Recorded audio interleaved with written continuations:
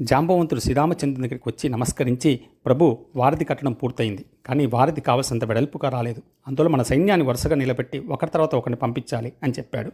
అప్పుడు శ్రీరామచంద్రుడు, ఏది వారధిని ఒకసారి చూస్తాను అని సముద్రం దగ్గరికి వచ్చాడు. అప్పుడు సముద్రంలో జీవించే అసంఖ్యాక జలచరాలంతా కూడా శ్రీరామచంద్రుని దర్శించాలని ఆతురతతో సముద్రం ఉపరితలం మీదకి వచ్చాయి. ఆ జలచరాలతో మొత్తం కొన్ని మైళ్ళ వరకు సముద్రం అంతా కూడా వెడల్పుగా పరచబడ్డాయి.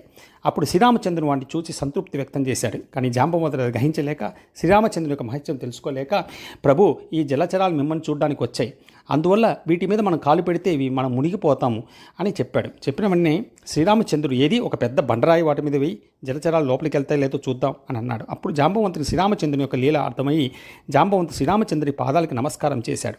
ఆ జలచరాలంతా శ్రీరామచంద్రుని కనురెప్పలు మోయకుండా చూస్తూ ఎంతో ఆనందం చెందాయి. వానరులంతా కూడా వారధి మీద నడుచుకుంటూ వెళ్ళారు. అలాగే జలచరాల మీద నడుచుకుంటూ వాళ్ళు లంకకు చేరారు.